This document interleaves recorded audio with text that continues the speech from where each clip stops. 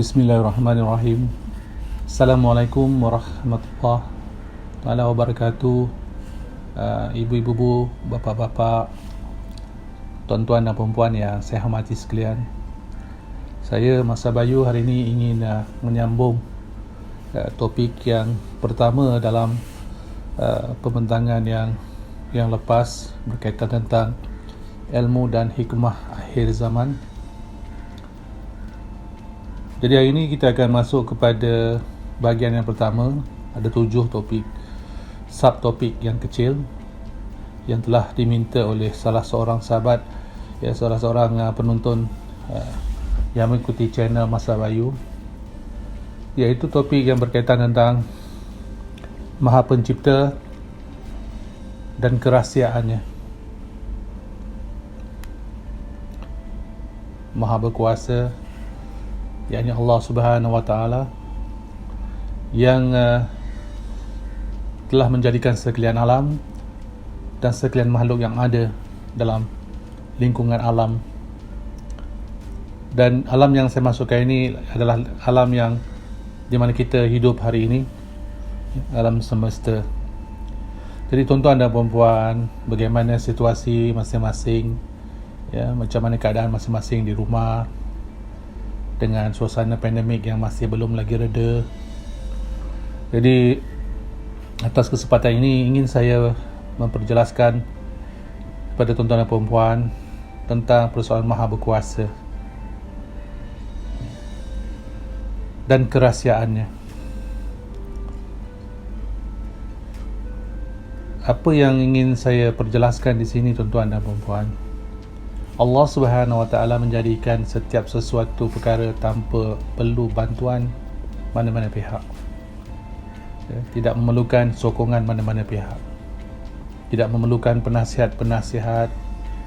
Tidak memerlukan apa juga tenaga-tenaga ataupun unsur-unsur mana-mana yang luar. Kerana sesungguhnya tidak ada apa-apa yang luar daripada kekuasaan Allah, dan Allah menguasai segala-galanya yang ada, atas apa yang kita boleh faham, lebih-lebih lagi atas apa yang kita tidak faham, kerana itu juga atas pengetahuan Allah. Tuan-tuan dan puan-puan, bila kita bercerita tentang akhir zaman, ia selalu berbalik kepada persoalan yang paling asas, paling dasar, iaitu sebagaimana yang saya katakan sebelum-sebelum ini, keilmuan. Bagaimana kita melihat, bagaimana kita meletakkan setiap sesuatu perkara berdasarkan apa yang kita faham, perjalanan ilmu yang kita miliki. Namun apa juga yang kita lalui, hendaklah kita letakkan kepada satu asas saja, iaitu kita harus kembalikan kepada punca, kepada segala-galanya. Kita kena kembalikan apa yang kita fahami kepada apa yang telah ditetapkan oleh Maha memahami, Maha menjadikan dan Maha berkuasa, iaitu Allah Subhanahu Wa Taala. Jadi kenapa kalau kita nak fahamkan kenapa adanya persoalan rahsia, kita selalu bercakap tentang kerahsiaan. Ini rahsia, hanya Allah saja yang tahu. Ini tak ada yang lain yang tahu melainkan Allah yang tahu. Tuan-tuan dan puan-puan, ibu-ibu, bapa-bapa, sesungguhnya apa yang telah Allah jadikan, dalam apa juga situasi atas perjalanan makhluk, khususnya perjalanan manusia di atas muka bumi, adalah satu perkara yang perlu kita fahami. Apakah perkara tersebut? Perkataan ihsan. Kita berada di atas muka bumi, kita berada dalam kehidupan hari ini atas ihsan Allah. Tanpa ada ihsan Allah Subhanahu Wa Taala, maka tidak wujudnya kita ini semua. Tidak wujud apa-apa yang ada di sekeliling kita. Maka banyak perkara yang sebenarnya telah wujud tetapi kita tidak mengetahui. Kenapa kita tidak mengetahui? Kerana kita tidak memiliki ilmu untuk mengetahui. Ingat semula kepada apa yang saya maksudkan ilmu dalam video yang sebelum ini. Maka jika kita faham dan dah tahu ilmu adalah satu perjalanan pengetahuan, maka di situ akan ada banyak perkara yang sebenarnya kita akan mula mengetahui bahawa kita sebenarnya memang tidak mengetahui kecuali kita telah menempuh satu proses. Itu pun pengetahuan atas perjalanan itu sahaja. Dalam arti kata lain, banyak lagi yang kita tak lakukan, maka banyak lagi perkara yang kita tidak tahu. Dan apakah kaitan dengan topik kita pada hari ini? Maka topik kita pada hari ini berkisar tentang sesungguhnya tidak ada rahsia daripada Allah kepada hamba-hamba Dia, dalam erti kata yang sebenarnya. Yang dikatakan rahsia itu kerana kita tidak tahu.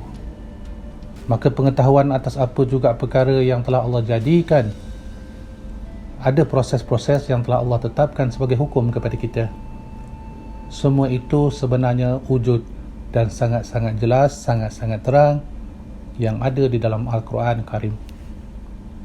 Allah Subhanahu Wa Taala telah menghadiahkan kita, yakni manusia, dengan suatu perkara, dengan telah memberikan kita hadiah yang sangat-sangat besar,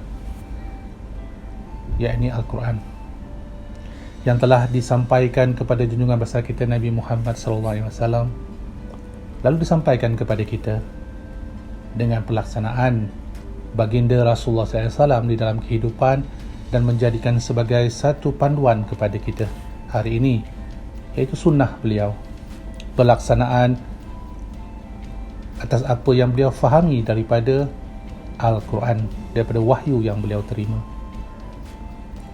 Tuan-tuan dan puan-puan, jika kita beriman kepada Allah dan Rasulnya, dan pasti kita beriman kepada Al-Quran, dan kita meyakini bahawa sesungguhnya Al-Quran itu adalah kalam Allah, maka itu tuan-tuan dan puan-puan, tidak ada cacat celanya, tidak ada kekurangan Maha Suci Allah Subhanahu Wa Taala daripada sebarang kekurangan. Lengkapnya Al-Quran itu diturunkan kepada kita, dan daripada situ apa yang kita ceritakan tentang kerahsiaan tidak lagi menjadi rahsia kepada mereka yang mahu melaksanakan kehidupan dengan berpandukan Al-Quran.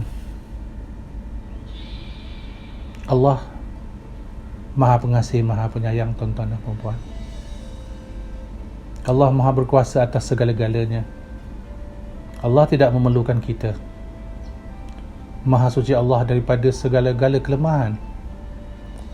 Maka itu tuan-tuan dan puan-puan, Allah yang menjadikan kita. Allah tahu di manakah kekurangan kita, di manakah kelemahan kita, apa yang kita perlukan, kerana kita dijadikan oleh Allah.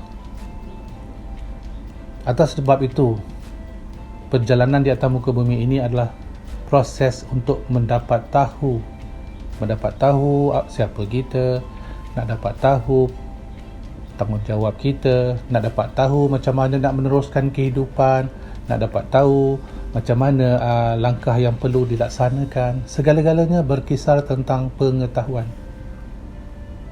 Seseorang itu tidak dapat melakukan sesuatu bukan kerana dia tak pandai, bukan kerana dia bodoh, bukan kerana dia tak cerdik, tetapi kerana satu perkara saja, sebab dia tak tahu.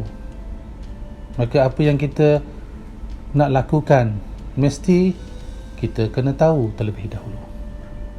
Maka jika kita pegang di situ, kita harus faham bahawa Allah jadikan sesempurna sifat makhluk, yakni manusia, dari proses tidak tahu apa-apa, kemudian diberikan ilmu perjalanan kepada manusia yang pertama, yakni Nabi Adam alaihissalam, segala pengetahuan. Pengetahuan apakah yang dimaksudkan di sini? Pengetahuan untuk kehidupan. Bagaimana melalui kehidupan? Pengetahuan siapakah dirinya, yakni kita ni siapa, dan siapakah pencipta kita. Daripada situ barulah kita lakukan proses yang seterusnya, iaitu submission. Kita tahu apakah tanggungjawab kita. Kita kena submit, tunduk tunduk kepada Allah Subhanahu Wa Taala. Dalam arti kata lain, kita kena melakukan setiap perintah-perintahnya dan meninggalkan setiap larangan-larangan dia. Maka segala-galanya diterangkan dalam Al-Quran. Jelas apa yang perlu buat, apa yang tak boleh buat. Nak berniaga pun dijelaskan macam mana caranya, muamalatnya bagaimana. Diperjelaskan juga kalau kita nak mengkaji sesuatu perkara dalam Al-Quran, begitu banyak ya, segala-gala penyataan tentang saintifik juga ada.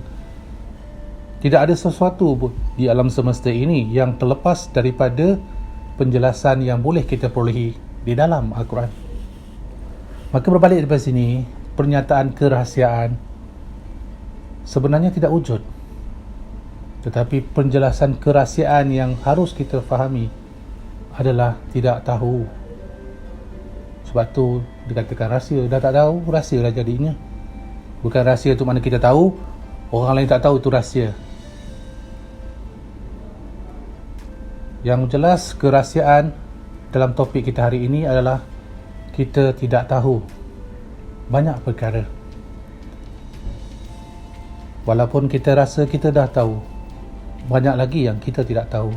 Maka apa yang kita tidak tahu di luar daripada pengetahuan, itulah yang dimasukkan dengan kerahsiaan. Tak tahu.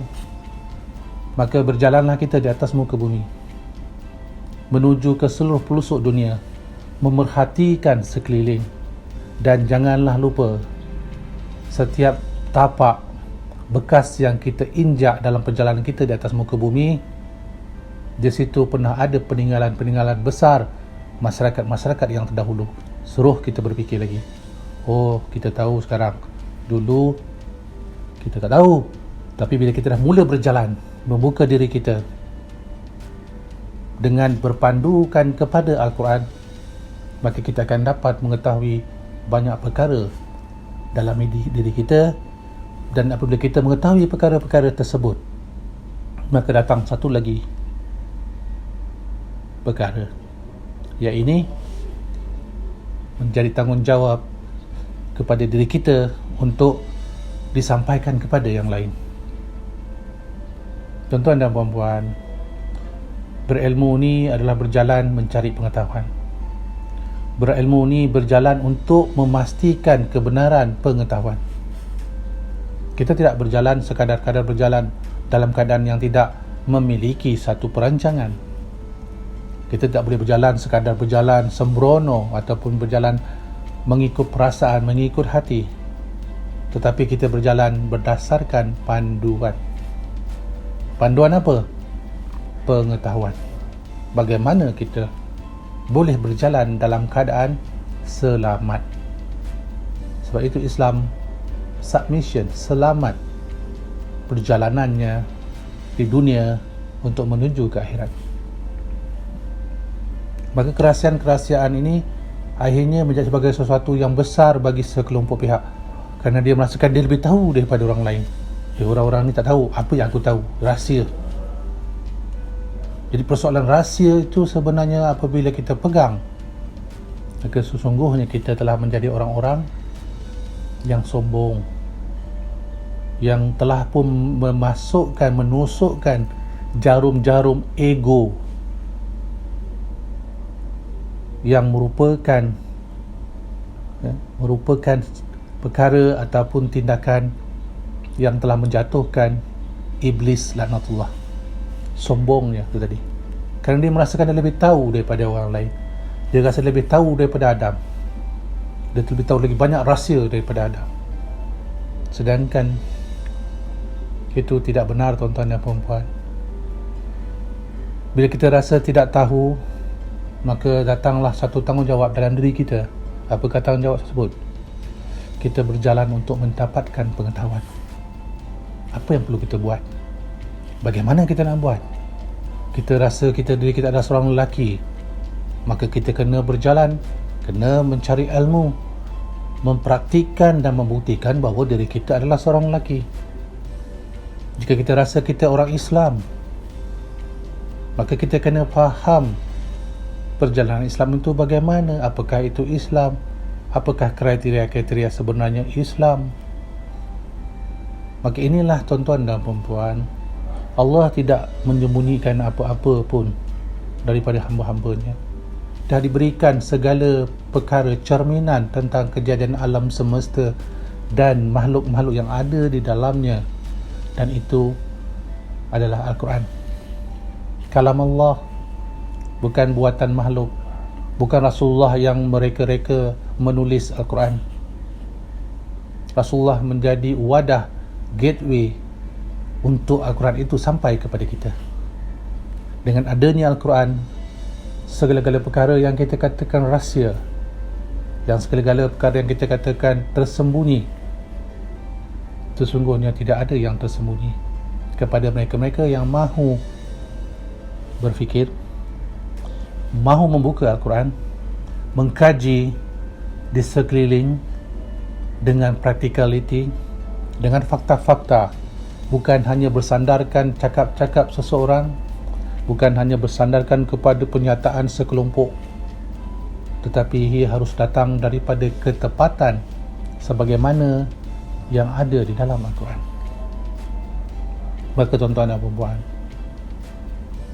bila banyak sangat berahsia-rahsia, bila bercerita tentang kerahsiaan, maka akan wujudlah kelompok-kelompok ataupun individu-individu yang merasakan dirinya lebih tahu daripada orang lain, atau kelompok-kelompok tertentu tu merasakan kelompok dialah yang mengetahui banyak perkara yang tidak diketahui oleh kelompok-kelompok yang lain.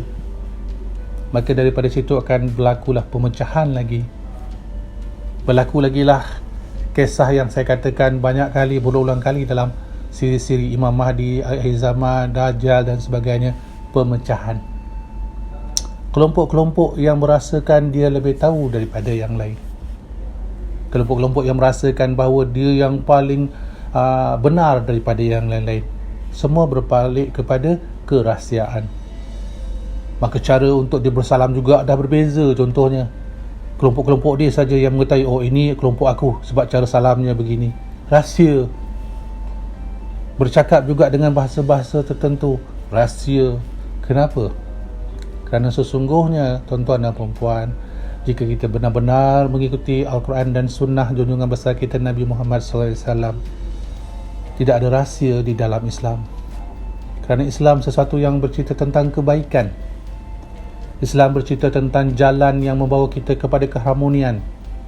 Islam yang akan memberikan kita satu landasan untuk kita kembali kepada Allah dengan meninggalkan legasi-legasi yang sangat-sangat menyenangkan semua pihak. Islam membawa keharmonian, maka tidak ada yang perlu disembunyikan, sebab tidak ada sesuatu yang akan menyukakan sesiapa sekalipun. Dan Islam itu terbuka kepada sesiapa nak terima. Dan yang paling jelas, sebagaimana yang tertulis dalam Al-Quran, tidak ada paksaan di dalam Islam. Sehingga untuk memilih, nak memilih kehidupan juga Allah berikan kepada kita 100% untuk membuat keputusan.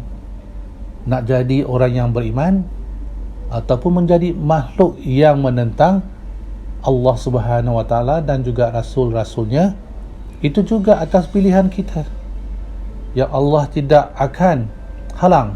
Tetapi accountability, dalam arti kata lain, kena bertanggungjawab pada masa yang akan ditetapkan nanti di hadapan Allah di padang mahsyar. Kita harus menjawab apa yang telah kita lakukan di sepanjang perjalanan kita di atas muka bumi. Maka tidak ada rahsia dalam Islam. Cara bersolat kita tidak perlu ada kerahsiaan. Cara kita mengerjakan tanggungjawab kita tidak ada kerahsiaan di dalam Islam. Tidak ada yang tersembunyi. Ibadah-ibadah kita juga tidak perlu kita tunjukkan. Dalam arti kata lain, tidak ada ibadah yang hanya untuk kelompok tertentu ataupun ada pihak yang tertentu. Kerana apa yang jelas, setiap sesuatu yang berlaku dalam kehidupan manusia, Allah berikan sama sahaja. Saya dalam perjalanan saya ke banyak negara, saya pergi ke Amerika, saya pergi ke Eropah, ke Afrika, Asia Tengah, sampai ke Rusia, sampai Australia, sampai China, lebih-lebih lagi di kawasan di Asia Tenggara, dalam melaksanakan perjalanan pengkajian perjalanan ilmu. Satu negara yang saya sangat-sangat tersentuh dan menilai perjalanan ilmu yang saya tempuhi dengan melihat bagaimana practicality yang saya katakan tadi, persoalan topik kerahsiaan ini dapat dijadikan sebagai satu pembuktian. Di mana tempat tu? Di Aceh ya, tuan-tuan dan perempuan. Siapa tuan-tuan dan perempuan yang biasa pergi ke Aceh mungkin boleh pergilah. Ataupun yang belum pernah pergi pun, lepas PKP ni cuba-cubalah berjalan, tengok di sana. Apa yang saya masukkan di sini, di kawasan-kawasan di negara di Aceh, kebanyakan masjid-masjid dia semua tak ada dinding. Kebanyakan. Saya mula-mula saya tengok, ya Allah, tiang-tiang saja yang ada. Adalah bumbung ada, tapi dinding tak ada. Dinding tak ada, tuan-tuan dan perempuan. Tapi Masjid Baitur Rahman dah ada lah. Tapi yang lain, saya pergi ke Lok Somawi, saya pergi ke Biren, saya pergi ke Aceh Besar, dan boleh katakan di kebanyakan tempat, bila lihat masjidnya, masjid tak berdinding, terbuka untuk dilihat. Di sini contohlah yang saya nak berikan. Tak ada rahsia sebenarnya dalam Islam, kerana Allah tak pernah berahsia dengan kita. Tapi Allah suruh kita mencari yang kita katakan rahsia itu tadi. Tetapi bukan rahsia istilahnya, iaitu mencari tahu. Kerana kalau kita tak tahu, jadi rahsia lah. Bila kita dah tak tahu, maka kita akan berada dalam keadaan yang serba salah. Sebab apa yang kita lakukan semua tidak jelas, tak tahu. Tapi dengan kita melihat sesuatu dengan jelas, perhatikan, membuat penelitian, maka kita akan faham dan balikkan dengan diri kita sendiri tentang apa yang kita lakukan tersebut. Kita faham sama ada bersesuaian atau tidak bersesuaian, sama ada boleh dilaksanakan atau tidak. Itu atas diri kita sendiri. Maka balik pada kisah di Aceh, saya sangkakan ada satu saja masjidnya, begitu. Tetapi kebanyakan masjid di Aceh macam tu lah rupanya, masjid tak berdinding. Jadi jika ada yang duduk di dalam masjid, yang sedang berzikir ke, yang sedang beribadah, sedang solat, atau sedang ada majlis-majlis ilmu, ia amat jelas dan terang kepada mana-mana pihak di luar. Jadi itulah tuan-tuan dan puan contoh ya. Macam saya katakan tadi, berjalan ni melihat perkara yang kita tidak tahu. Jadi tuan-tuan dan puan-puan, jika kita menghadapi suatu suasana dalam satu kelompok yang bercerita tentang kerahsiaan, ingat pesan Masa Bayu, Allah tidak berahsia dengan hamba-hambanya. Jadi jika ada pihak-pihak yang bercerita tentang rahsia, ingatlah dalam diri kita, itu bukan rahsia, itu sebab tak tahu. Tetapi jika seseorang itu telah mengetahui sesuatu perkara, kemudian dia melengkapkan proses itu dalam kelompoknya sahaja, sebagai satu kerahsiaan sahaja, maka sesungguhnya tuan-tuan dan perempuan, itu bukan jalan yang telah dibawa oleh junjungan besar kita Nabi Muhammad SAW. Kerana Rasulullah membuka jalan, bukan menutup jalan. Membuka pengetahuan, bukan menutup pengetahuan. Jadi inilah akhir zaman tuan-tuan dan perempuan. Sebut perkataan kerahsiaan ni macam suatu yang besar, yang hebat kepada yang mengetahuinya. Tetapi sesungguhnya, sebagaimana saya katakan tadi, membuka jalan, bukan menutup jalan. Bukan membuat terowong, membuat jalan. Way of life, cara hidup, perjalanan hidup. Maka kita kena meneroka, membuka dimensi-dimensi ruang-ruang yang selama ini tidak pernah kita ketahui. Tuan-tuan dan puan-puan, bila saya bercakap, saya selalu memikirkan apakah kesan-kesan atas apa yang saya sampaikan. Saya risau kerana saya tidak mahu bercerita seolah-olah saya ada rahsia, saya ada sesuatu yang orang lain tak tahu, maka saya rasa saya lebih terjaga dan sebagainya. Kerana itu akan mendatangkan sifat-sifat iblis, sombong, bongkak. Maka itu tuan-tuan dan puan-puan, berbalik kepada apa yang telah saya sampaikan untuk sesi kita pada hari ini,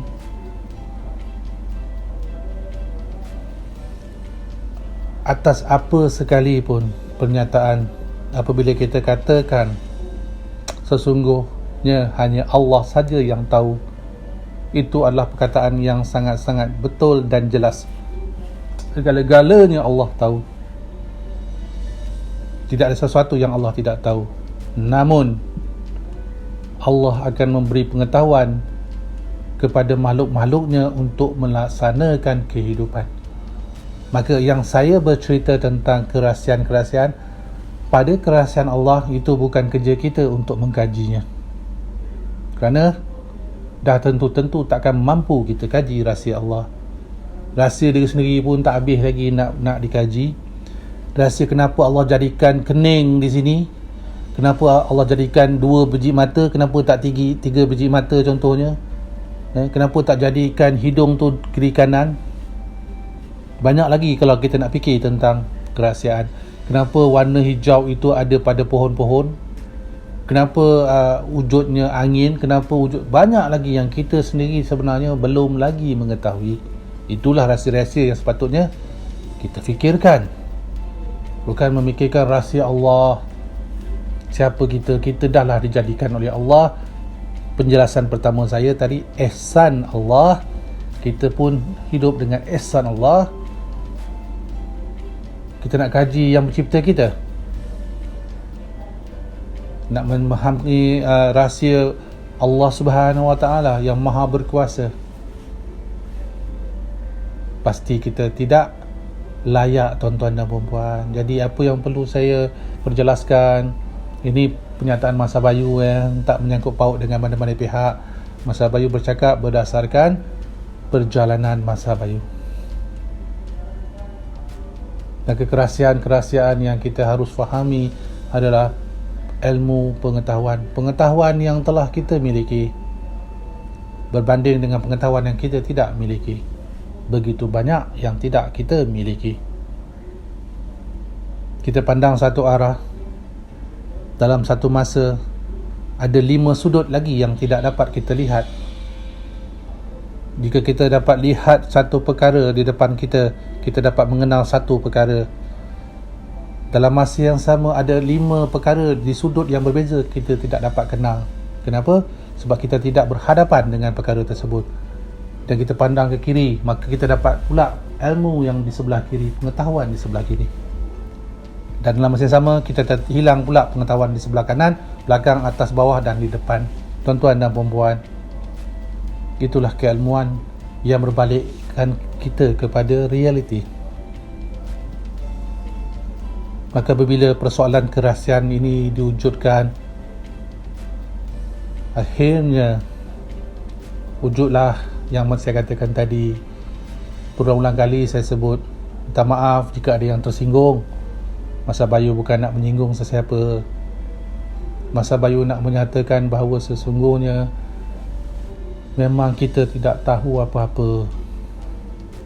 Itulah permulaan kehidupan. Kita tak tahu. Lahir-lahir pun kita tak tahu.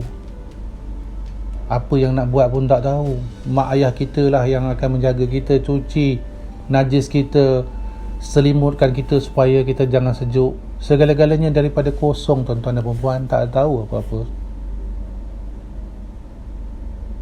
Tapi ihsan Allah telah melengkapkan perjalanan kita itu dengan begitu banyak sokongan-sokongan, bantuan-bantuan yang telah mempermudahkan perjalanan kita di atas muka bumi. Banyak yang kita tidak tahu. Maka apa yang kita tidak tahu telah dibantu oleh mereka yang telah mengetahui. bermula daripada ibu bapa kita, saudara-saudara kita, kawan-kawan kita dan guru-guru kita, dan seterusnya sampailah hari ini. Sentiasa ada sahaja mereka yang mengetahui apa yang kita tidak mengetahui, yang akan membantu perjalanan kita untuk mengetahui apa yang perlu kita ketahui. Balik kepada rahsia. Jadi jika salah seorang daripada kita, tuan-tuan dan perempuan atau sesiapa sekalipun, meletakkan kerahsiaan itu sebagai satu pemilikan, sebagai satu kelebihan bagi diri dia atau kelompok dia, maka jaringan itu terputus. Bila terputus jaringan itu, maka tuan-tuan dan perempuan, itu bukan cara yang dibawa oleh junjungan besar kita Nabi Muhammad SAW. Biar banyak perbezaan dari aspek perjalanan masing-masing, asalkan ia tidak memecahkan tujuan dan matlamat yang sama, iaitu bertauhidkan kepada Allah Subhanahu wa ta'ala. Tidak boleh kita meletakkan proses kerahsiaan itu sebagai sesuatu yang bersifat istimewa. Kerahsiaan yang dimaksudkan adalah sesuatu yang menjelaskan betapa kita perlu sentiasa berfikir, perlu sentiasa menggunakan akal, dan yang paling penting, sentiasa merujuk kepada Al-Quran, dan sisa kita memperjelaskan sunnah junjungan besar kita Nabi Muhammad SAW di dalam apa juga pelaksanaan hidup. Jadi bagaimana tuan-tuan dan perempuan, ibu-ibu, bapa-bapa, semoga penjelasan saya ini sedikit sebanyak dapat membuka sedikit lagi ruang kepada semua.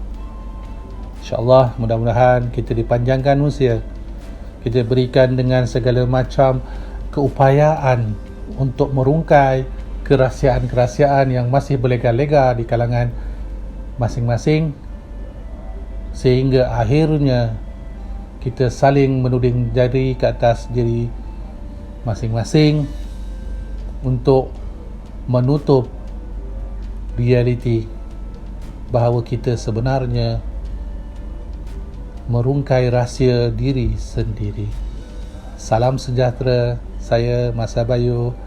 Sampai kita bertemu lagi pada siri yang akan datang. Assalamualaikum.